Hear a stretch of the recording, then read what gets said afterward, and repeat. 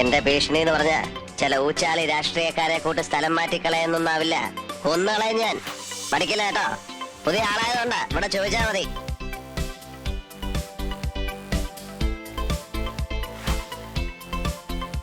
ശ്രാങ്കെ, ഒരു സർബത്ത് കുടിച്ചിട്ട് പോ. എന്റെ പൊന്നോ വേണ്ട. എന്നിട്ട് കാശില്ലാന്ന് പറയുമ്പോ താരക്കിട്ട് തട്ടാനല്ലേ? ദാണ്ടെ ശ്രാങ്ക് വരുന്നു. ആ ചേരം കണ്ടെടുത്തേ. ഇതെന്തും വരുമാനം.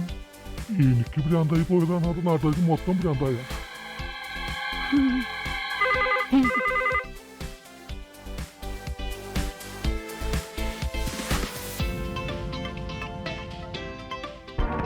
ഇവിടെ വന്ന് കയറിയപ്പോ മുതൽ ഓങ്ങി വെച്ചതാ ഞാനൊരെണ്ണം നിനക്കിട്ട് പൊട്ടിക്കാൻ.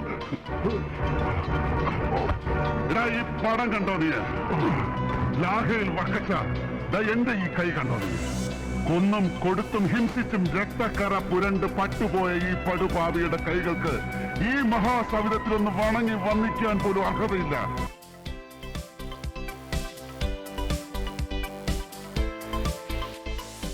നാളെ തന്നെ ജോയിൻ ചെയ്യണം. All the best. എങ്ങോട്ട്? ബീഹാറിലേക്ക്. ബീഹാറിലേക്കോ? ബീഹാർ ബെസ്റ്റ് സ്ഥലമാണ് അളിയ. നോ, എനിക്ക് പറ്റില്ല. നിനക്കെന്നെ ശരിക്കും അറിയില്ല. എന്താ അളിയ ഇങ്ങനെ? ചില തെണ്ടി പിള്ളേരെ പോലെ.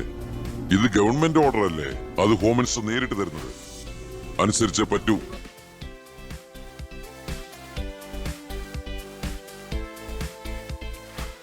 കാക്കി ഇട്ടവന്റെ നേരെ കയ്യോങ്ങിയാൽ തനിക്ക് നോവില്ല. കൂട്ടത്തിൽ ഒരുത്തൻ ചങ്ക് കീറി ചോര ഒലിപ്പിച്ച് നിൽക്കുന്ന കണ്ടാലും തനിക്ക് നോവില്ല.